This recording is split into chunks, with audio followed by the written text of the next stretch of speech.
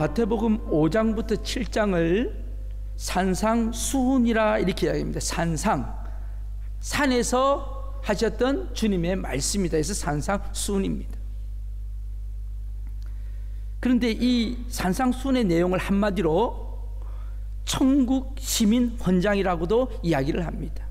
예수 믿는 그리스도인은 천국 시민인데, 이 천국 시민이 과연 어떤 축복을 받으며 어떤 삶을 살아야 하는지 잘 설명이 되어 있는 말씀입니다. 산상수훈에서 처음 나오는 말씀이 팔복이죠.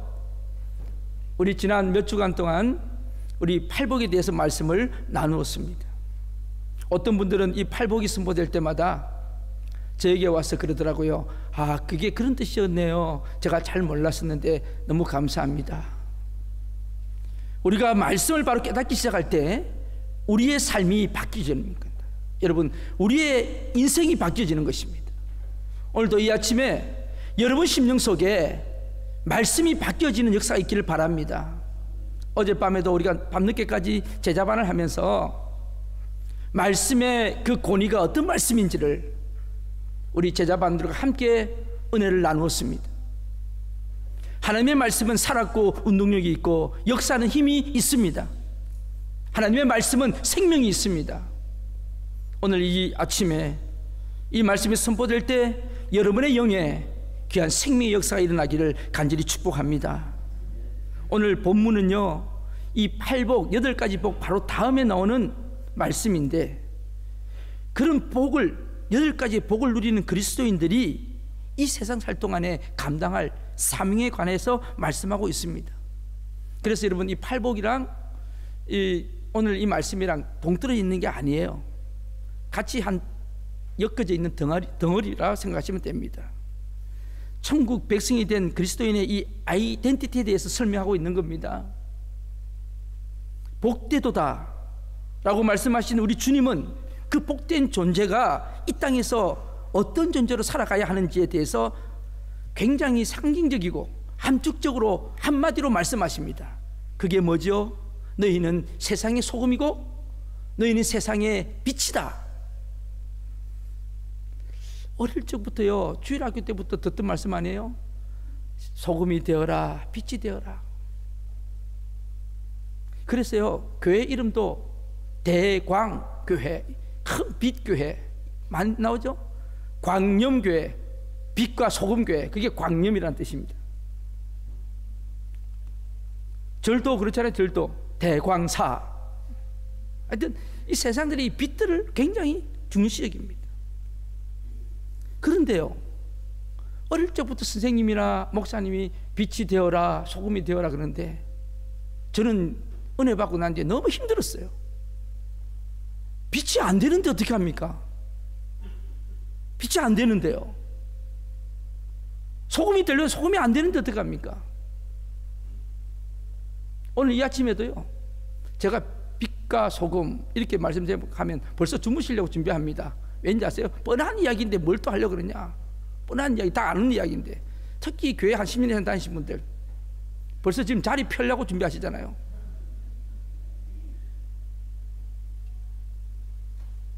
고민했습니다. 여러분 잘 들으세요.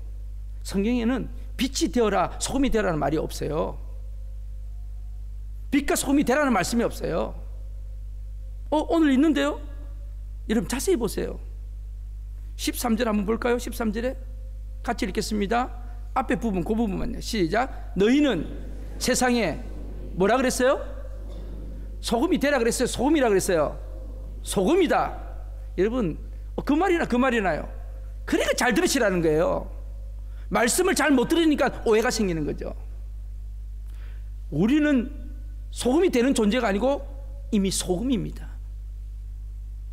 그리고요 14절에 보세요. 14절에 뭐라고 말씀하시죠? 시작. 너희는 세상에 빛이라. 빛이 되라 그랬어요. 너희는 세상에 빛이다. 여러분 빛이 오면 어둠은 저절로 물러가게 돼 있어요. 오늘 이 아침에 우리는 소금이 되는 존재가 아니고 빛이 되는 존재가 아니고 이미 우리는 빛과 소금이 된 존재로서 살아가야 할 책임이 있는 줄로 믿습니다. 우리 그리스도인의 정체성을 잘 아셔야 돼요. 예수가 나의 주님이 되시고 구주자가 되신 분들은요, 이미 소금이 되었고 빛이 되었어요. 이제는 그렇게 살아가시면 되는 겁니다. 자기 자신에 대한 자존감을 높이십시오. 자, 여러분, 한번 여러분 이렇게 가슴에 손을 얹으셔도 되고, 막 머리에 손 얹어도 되고, 막 어깨에 손 얹어도 되는데, 한번 따라 한번 해보십시다. 자, 나는 지금 한 이쪽 한 20분이 안 따라 하시거든요. 다시 나는 이제 다 따라 하시네.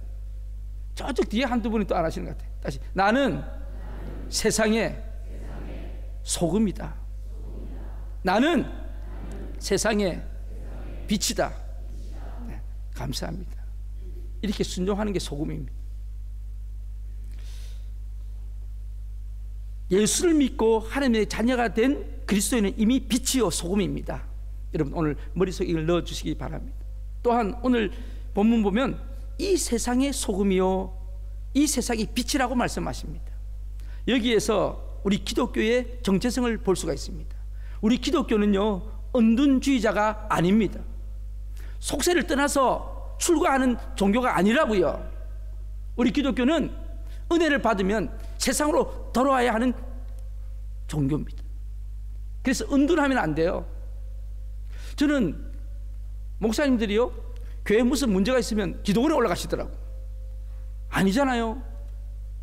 교회에 문제가 있으면 교회 안에서 기도하시면서 해결해야 돼요. 떠나면 안 돼요. 기도원은 언제 가야 된다고요? 평안할 때 가시면 돼요. 교회가 평안할 때 기도원 가서 기도하시면 돼요. 금식 기도는요, 그리고 하나님 앞에 울부짖는 기도는요 교회에서 하는 거예요. 교회에서.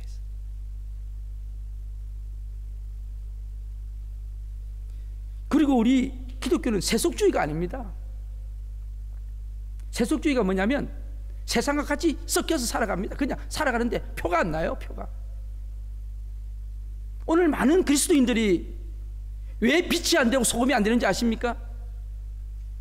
똑같이 살아요. 생각도 똑같아요. 그래서 그러잖아요. 제가 어떤 회사 사장님을 만나보니까 거기에 우리 교회 집사님이 계시는데 그랬더니 그분이 교회 다니는 분이었어요 이런다고요. 그분이 예수 믿는 사람이었어요. 무슨 말이에요? 몰랐다는 거예요.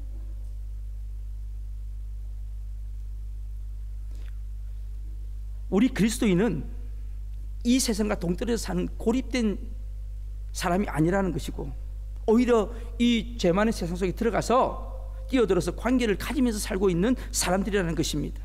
그래서 너희는 세상의 소금이다, 너희는 세상의 빛이다, 이렇게 말씀하고 있는 겁니다. 이 말씀은 현 주소가, 우리의 현 주소는 꿈 같은 이상이 아니고 바로 오늘 이 시대의 이 현실이라는 게 현실. 예를 들면요, 마치 바다 물속에 물고기가 살고 있는 것하고 똑같습니다. 여러분, 물고기는 어디에서 살죠? 너무 멍청한 질문하죠? 물고기는 어디서 살아요? 물속에서. 그래서 물고기의 현 주소는 어디입니까? 물속입니다. 바닷속입니다. 근데 그 바닷속에 사는 물고기가, 신기하게도 놀라운 사실은 그 짠물이 물고기에 배이지가 않는다는 거예요. 물에 사는데도, 바닷물에 사는데도 그 짠물이 이 물고기를 간을 못 들인다는 거예요. 여러분, 물고기 간이 되는 그게 세속화라는 겁니다. 바다의 배를 한번 보십시다. 배는 바다 위에 있을 때 자기 역할을 하는 것입니다. 근데 그 배가 바다 위에 떠 있을 때 그는 배로서 역할을 하는데, 그 배에 바닷물이 들어오기 시작하면 그는 심각한 일이 벌어지는 것입니다. 오늘 우리 기독교인이 이와 같다는 거예요. 세상에 살지만은 그 바닷물이 우리를 침범하는 게 아니고, 그 바닷물 속에 허우적거리는 게 아니고, 그 바다 속에 살지만 그 바다 속에서 유유하게 자기의 존재를 나타내는 것이 바로 기독교인의 아이덴티티라는 거예요. 오늘 저와 여러분은 어떠세요? 여러분은 정말 이 땅이 참 소금이고 빛이십니까? 자, 오늘 본문 13절 말씀, 13절 말씀 우리 같이 한 목소리로 같이 읽겠습니다. 너희는 세상의 소금이니 소금이 만일 그 맛을 잃으면 무엇으로 짜게 하리요? 후에는 아무 쓸데없어 다만 밖에 버려져 사람에게 밟힐 뿐이니라. 소금의 역할이 뭐예요? 우리 주부 되시는 분들, 요즘 뭐 남자분들도 다 요리하시니까 같이 물어볼게요. 소금이 뭐 하는 거예요? 예, 맛을 내는 겁니다. 짜게 하는 겁니다. 소금이 맛을 내지 못하면 그냥 밟힌다. 이 말은 우리가 이해할 필요가 있어요. 요단에서 사해까지의 그 지면이요 굉장히 낮아요. 빙하기 전에는 그곳이 바다였다 그래요. 그래서 이스라엘에 가면 소금이 바다에 있는 게 아니고 소금이 땅에 있어요. 소금산이 있어요. 그래서 사람들이 소금을 캐요. 캐면 그 소금 덩어리가 나와요. 그런데 이 소금이 빗물에 좀 섞여가지고 모양은 소금인데 캔에서 보면 맛이 없어요. 소금으로서 역할을 못해요. 그러면 어떻게 하겠어요? 던져버려요. 그러면 길바닥 사람들이 밟고 다닌다 그 말이에요. 이해가 되십니까? 그러니까 소금은 모양인데 맛이 없으면 밟혀서 아무 쓸모없게 된다는 말씀이에요. 소금은 썩지 않는 역할을 합니다. 방부제 역할을 합니다. 그래서 안동에서 오신 분들 무슨 고등어가 유명합니까? 안동에 간 고등어. 제가 안동 갔더니 안동 강 고등어가 유명하답니다. 왜 그러냐 제가 물어봤더니 안동은 바닷가가 아니기 때문에 고등어가 간에 들지 않고는 먹을 수가 없대요. 옛날에 뭐 냉장고나 이런 게 넉넉했습니까? 그러니까 간을 들여야지만 고등어 맛을 볼 수가 있기 때문에 간을 들여야 된다는 거예요. 소금을 들여야 된다는 거죠.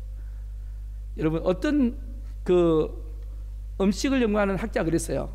소금이 없었으면 인류는 존재하지 않았을 것이다. 왜냐하면 이 염장식품, 소금에 절인 식품이 없었으면 인류는 살 수가 없었다. 이런 이야기를 합니다. 일리가 있는 이야기입니다.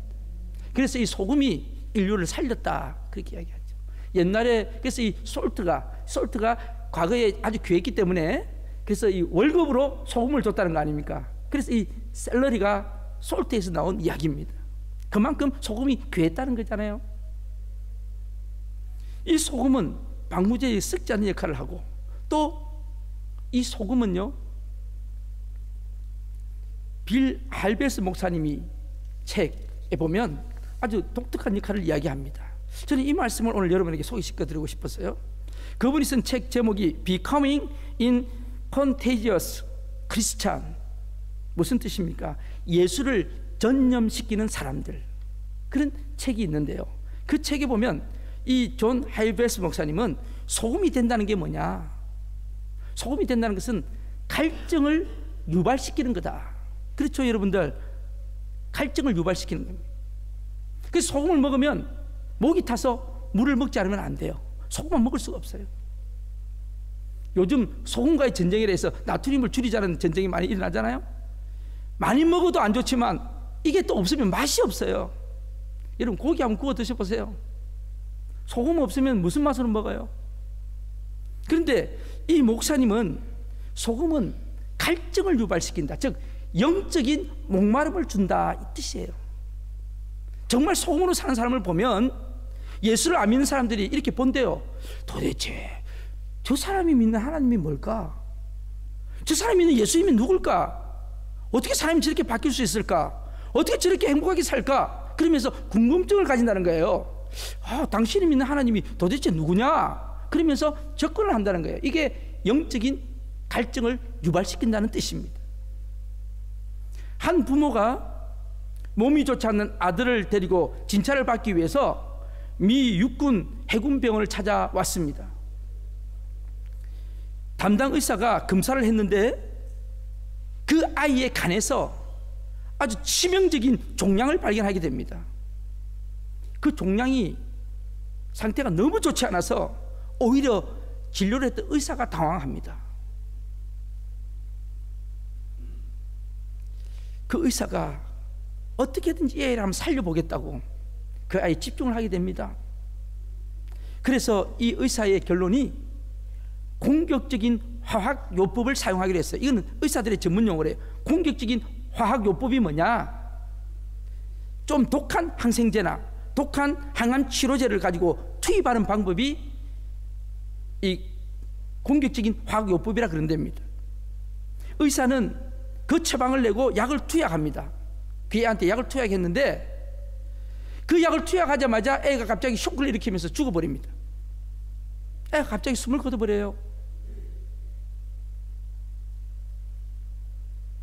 얼마 후에 이 의사는 자기에게 배우는 의대생들과 그 같이 밑에 있는 인턴들에게 같이 모여서 그 아이가 왜 죽게 되었는지를 연구를 합니다. 다시 복기를 합니다. 왜 죽게 되었는지 그 원인을 알아야 되지 않겠어요?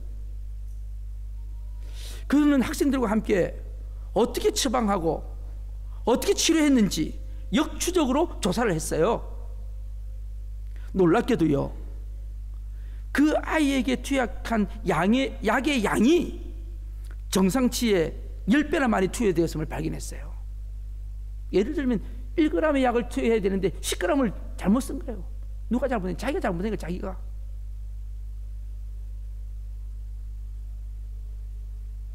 이 의사가 당황해가지고 자기도 모르게 처방을 잘못한 거예요. 자기도 모르게 실수한 거예요. 이 의사가요, 그 죽은 아이의 부모를 부릅니다. 초청해서 앉혀놓고 자초지종 설명을 합니다.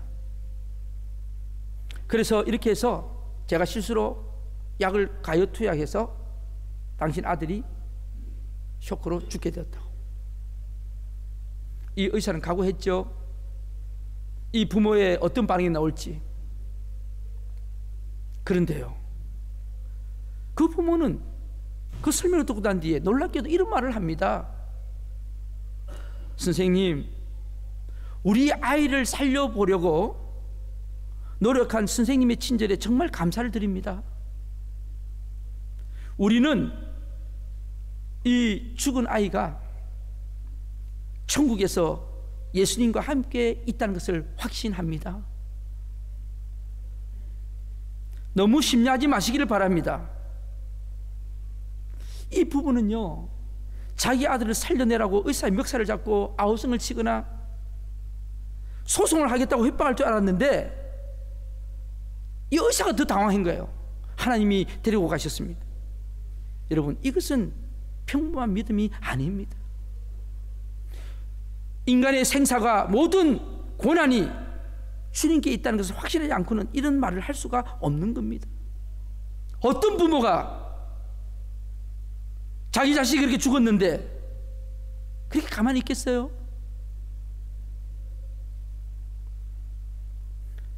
그 의사는요, 그 부부에게 감동을 받습니다. 그래서 그분이 세례를 받습니다. 그리스도인이 됩니다. 당신이 믿는 그 하나님이라면 나도 똑바로 한번 믿고 싶다고요. 그리고 의사직을 간둡니다. 의사의 옷을 벗고 난 뒤에 자기 아버지가 경영하시던 미국에서 세 번째로 큰 자선단체를 인수받아서 운영을 하게 됩니다. 그의 아버지는 재벌이었습니다. 그 많은 돈을 사회에 환원하기 위해서 재단을 만들었던 것입니다.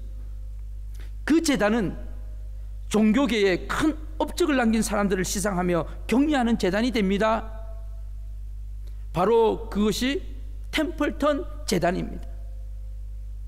이 재단에서 수여하는 템플턴 상은 바로 종교계의 노벨상이라고 불려집니다. 1회 수상자가 테레사 수녀였고, 그 다음에 빌리 그레이엄 목사, 우리나라에도 고 한경기 목사님이 이 상을 받았어요. 이 의사의 이름이 잭 템플턴입니다. 그는 거듭난 후에 주님을 위해 헌신하겠다고 하니까 그 재단을 통하여 놀라운 일을 하게 됩니다. 한 평범한 의사를 놀랍게 변화시킨 장본인은 주님의 말씀 앞에 살던 한 무명의 부부였습니다. 지금도 하나님은 오로지 예수님을 전적으로 신뢰하는 단순한 믿음을 가진 소금 같은 사람을 통해서 그분의 영광을 드러내고 계십니다. 이 세상을 조용히 변화시켜 나가는 것은 그렇게 대단한 사람들이 하는 것이 아님을 깨닫게 됩니다. 어떤 분은 내가 좀 뭐가 힘이 있어야 하죠. 내가 좀 뭐 돈이 있어야 하죠. 아니요.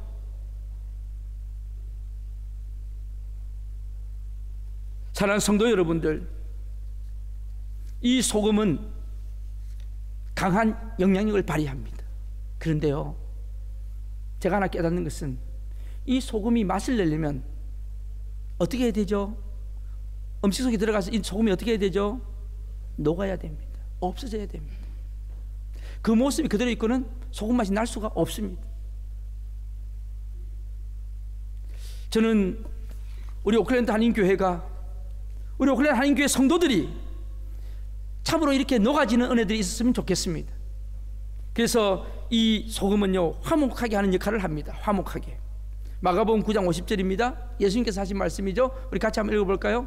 마가복음 9장 50절입니다. 너희 속에 소금을 두고 서로 화목하라 하시며, 너희 속에 소금을 두고 서로 화목하라. 소금을 골고루 뿌려서 맛을 내는 것처럼 화목하게 하는 역사가 우리에게 있는 것입니다.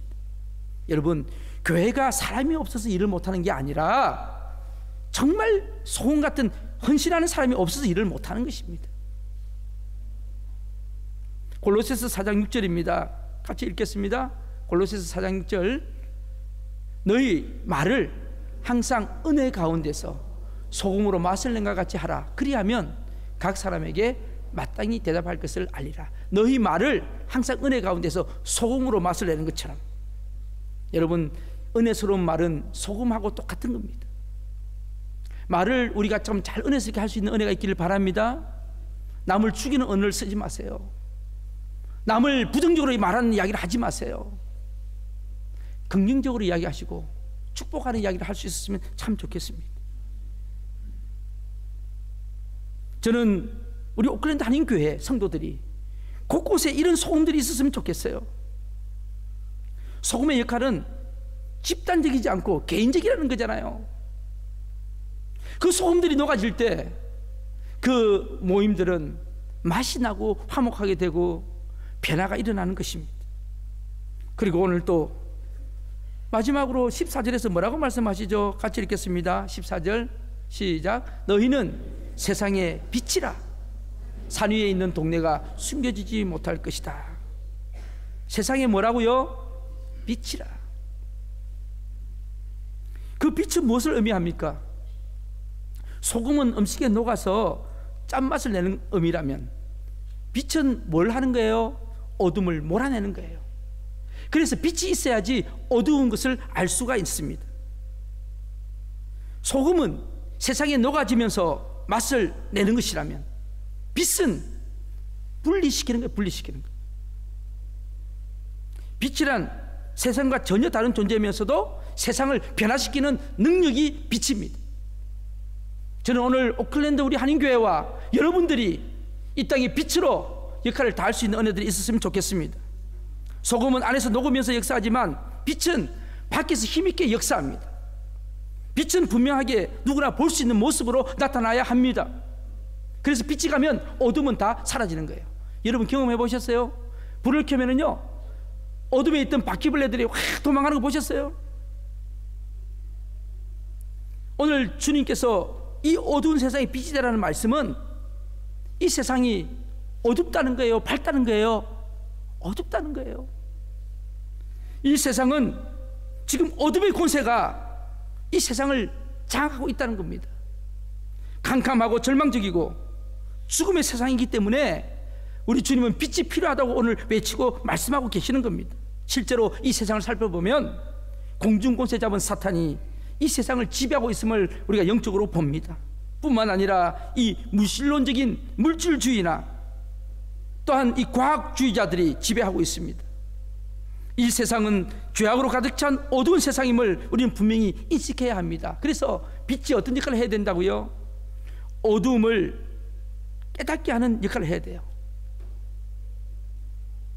캄캄한 밤에 불이 켜졌을 때 드디어 내가 어두운 데 있었다는 것을 알게 되는 것처럼 예수 그리스도가 나의 생에 들어오시기 전까지 내가 어둠에서 살았고 있었다는 사실을 모르고 살지만 예수님이 나의 삶에 들어오시면서 그동안 내가 얼마나 잘못된 삶을 살았는지, 얼마나 죄악된 삶을 살았는지 그걸 깨닫게 된다는 말씀인 줄로 믿습니다. 허무와 죽음 속에 있었던 잘못된 삶이었던 우리의 삶 속에 바로 이 빛이 들어오면서 우리에게는 새로운 생명이 비춰진 줄로 믿습니다. 그래서 예수님은 요한복음 8장 12절에서 이렇게 말씀하십니다. 같이 읽겠습니다. 예수께서 또 말씀하여 이르시되 나는 세상의 빛이니 나를 따르는 자는 어둠에 다니지 아니하고 생명의 빛을 얻으리라. 아멘. 이 빛은 바로 예수 그리스도시고 이 빛은 바로 복음의 빛입니다. 이 빛으로 인해 생명을 얻고 이 어두운 세상에 빛으로 나타내라고 말씀하십니다. 제가 여러분에게 다시 묻습니다. 우리는 빛이고 소금이라 그랬는데 우리가 정말 빛이 되고 소금이 될 수 있는 존재입니까? 안 됩니다. 빛이신 예수님이 들어오실 때 그 예수님 빛 때문에 우리가 빛이 나는 거예요. 그게 바로 은혜라는 겁니다. 오늘 여러분 16절 말씀 같이 한번 읽어볼까요? 16절 말씀 같이 읽겠습니다. 이같이 너희 빛이 사람 앞에 비치게 하여 그들로 너희 착한 행실을 보고 하늘에 계신 너희 아버지께 영광을 돌리게 하라. 아멘. 우리는 빛이 될 수 있는 존재가 아닙니다. 예수 그리스도가 빛이십니다. 그 빛이 우리를 비칠 때 우리를 통해서 예수 그리스도의 영광이 드러난다는 말씀입니다. 우리의 착한 행실이 뭡니까? 여러분 오늘 본문에 보면 착한 행실을 통해서 하나님께 영광을 돌리라 그랬는데 이 착한 행실이 뭘까요? 바로 예수의 복음의 빛을 그대로 비추는 것이 가장 큰 착한 행실인 줄로 압니다. 그래서 교회가 이 빛을 비추려면 바로 이 복음의 빛을 비춰야 된다는 말씀이죠. 아프리카 한 선교사님의 비문에 이렇게 기록이 되어 있다고 합니다. 당신이 우리에게 올 때는 우리는 어둠이었습니다. 그러나 당신이 떠나간 지금 우리는 빛이 되었습니다. 여러분 지금 마음속에 답답한 것들이 있는 분들 계십니까? 내 마음이 어찌할 수 없는 어둠 속에 절망 속에 있는 분들이 계십니까? 주님의 빛이 비춰지게 하시기를 바랍니다. 빛이 비춰지면요 생명이 살아납니다. 제가 이 뉴질랜드 와서 보니까 나무가 왜 잘 자라느냐? 물이 있고요 햇빛이 있어서 그 햇빛이. 여러분 빛이 비춰질 때 살아있는 나무는 더 왕성하게 살아납니다. 그런데요 죽은 나무는요 빛이 비춰지니까 더 바짝 마르더라고요. 여러분 삶 속에 예수의 생명이 있으시면 예수님의 빛을 비칠 때마다 놀랍게 살아나는 역사가 일어날 줄로 압니다. 여러분 똑같은 물체라도요 빛이 비춰지면 진흙은 단단해지는데 초콜릿은 녹더라고요. 재료가 어떻게에 따라서 달라지는 것입니다. 오늘 여러분 속에 예수 생명이 있으시면 이 빛은 환하게 비춰질 것입니다. 바보 같은 젊은 의사가 있었습니다. 고려대학교 의학과 91학번입니다. 1972년생입니다. 이 사람은 2006년에 죽었죠. 내과 전문의 안수현이라는 사람입니다. 그는 유명한 명의도 아니었습니다. 의학계에 뚜렷한 업적을 남긴 것도 없습니다. 그런데 그가 세상을 떠났을 때 조문객 4천여 명이 줄을 잇고 눈물을 흘리면서 찾아왔어요. 국군 의무사령관이었던 중장 김노근 장군은 군의관이었던 이 안수현 대리를 생각하면서 이런 말을 했어요. 그 사람이 33살에 죽었는데 예수님께서 군의관의 옷을 입고 한국에 나타나셨다가 가신 것 같은 착각이 든다고 이야기했습니다. 환자의 살이 베일 때 자기가 베인 것처럼 아파했던 사람, 환자의 생명을 내 생명처럼 생각했던 사람, 의사들이 파업할 때 유독한 환자들을 돌보느라고 그는 가운을 입고 밤새도록 진료실을 지켰던 사람이라고 합니다. 군의관들은요 훈련 나가면 앰뷸런스에서 그냥 편히 자면 돼요. 앰뷸런스에서. 그런데 앰뷸런스를 마다하고 사병들과 함께 풀밭에서 야외에서 함께 잠을 잤습니다. 자기 자신의 몸보다 부하들의 건강을 위해서 애썼던 사람이라고 합니다. 무엇보다도 그는 계속해서 전도를 했습니다.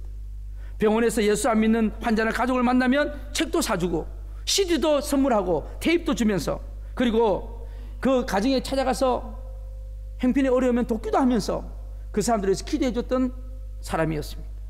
그가 갑자기 유행성 출혈열로 세상을 떠났습니다. 나이는 33살이었습니다. 영정사진이 걸리기 전부터 밀려오는 조문객들로 통해서 들었을 곳이 없었다고 합니다. 그래서 그 청년 바보 의사라는 책이 나왔을 때 제가 그 책을 보니까 그 조문객들이 누구였냐? 병원 매점 앞에서 구두 닦던 아저씨부터 식당에서 일하는 아주머니까지 노점상 할머니까지 찾아와서 눈물을 흘리며 여기 왔다는 거예요. 한 믿음의 청년은요, 그의 장례식을 이렇게 설명합니다. 예수님께 보내는 세상에서 가장 슬프고도 아름다운 혼례식이었다고요. 이 안수연 대의에게는 복음의 간격이 있었습니다. 주님의 십자가는 우리를 얼마든지 다시 일으키는 이 땅의 빛이십니다. 예수 믿는 사람은, 그 복음의 간격이 있는 사람은 그냥 살 수는 없는 거죠. 여러분 마음속에 이 빛이 비춰지기를 원합니다. 여러분 개인뿐만 아니라 국가도 마찬가지. 국가도. 영국의 주 종족은요 앵글로 색슨족입니다. 스칸디나비아 반도에서 내려온 이 야만족이었습니다. 옷도 제대로 입지 않고 싸움을 좋아하고 아주 사나운 야만 종족이 바로 이 앵글로 색슨족이었다고 합니다. 그래서 해적질하며 살던 종족이 바로 이 종족이에요.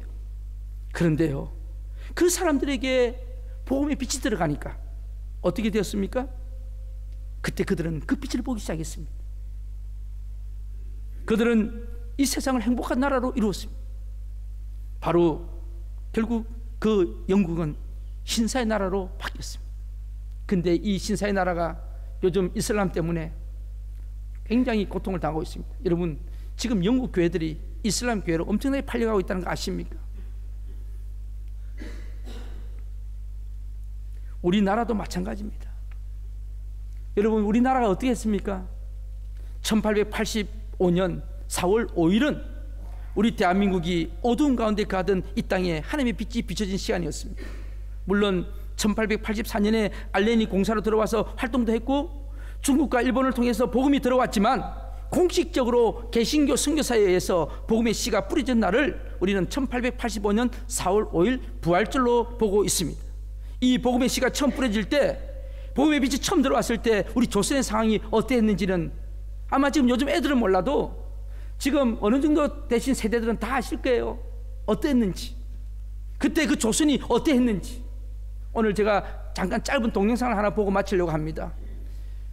언더우드 선교사님 썼던 기도문인데 그 기도문을 동영상으로 낭송하는 게 있어서 오늘 여러분에게 한번 보여드리려고 합니다. 우리 조선이 어떠한 나라였는데 어떻게 바뀌었는지 우리 한번 그 선교사님의 기도문을 1885년 부활절에 썼던 그 기도문을 우리 오늘 이 시간에 다시 한번 우리가 들으면서 한번 그 내용을 보려고 합니다. 자,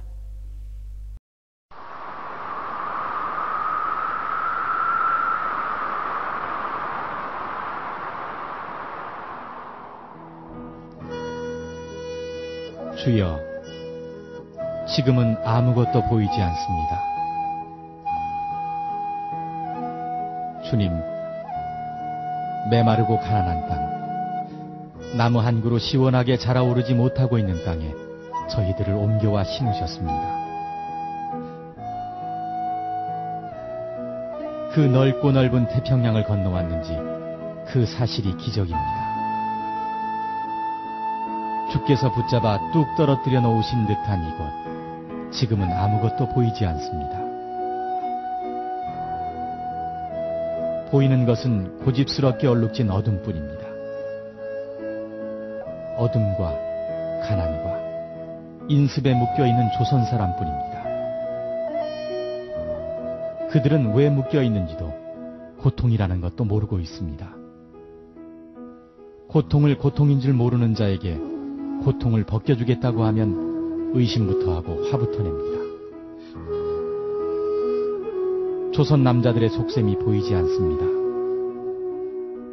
이 나라 조정의 내신도 보이질 않습니다. 가마를 타고 다니는 여자들을 영영 볼 기회가 없으면 어쩌나 합니다. 조선의 마음이 보이지 않습니다. 그리고 저희가 해야 할 일이 보이지 않습니다.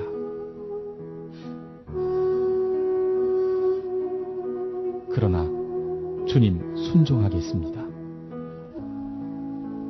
겸손하게 순종할 때 주께서 일을 시작하시고 그 하시는 일을 우리들의 영적인 눈이 볼 수 있는 날이 있을 줄 믿나이다.